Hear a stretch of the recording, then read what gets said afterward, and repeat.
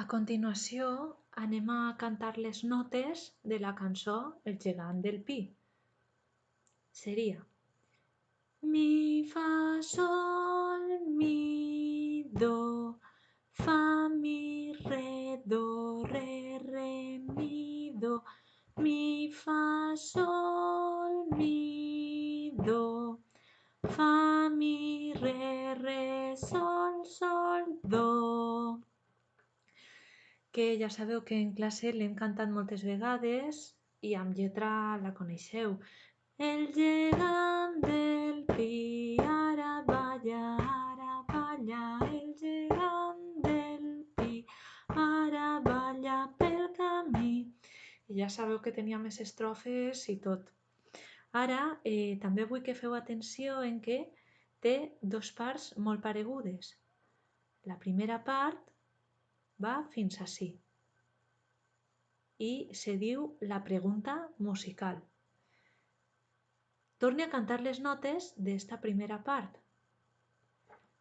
Mi, fa, sol, mi, do, fa, mi, re, do, re, mi, do.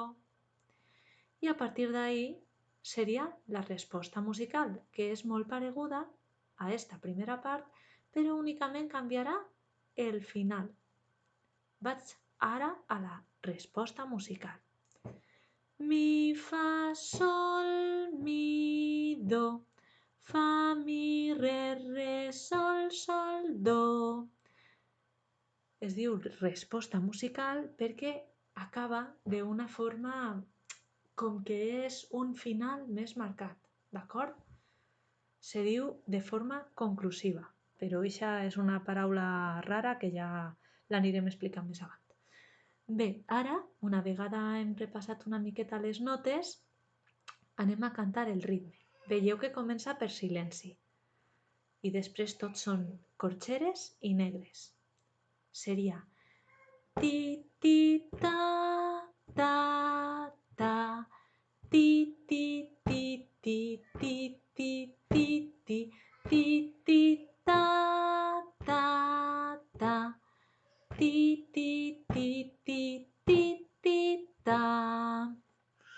Ara, una vegada hem treballat les notes i el ritme, el pròxim pas ja seria començar amb les posicions de flauta, però recordeu, d'una manera molt lenta i poquet a poquet l'anireu fent a una velocitat més ràpida.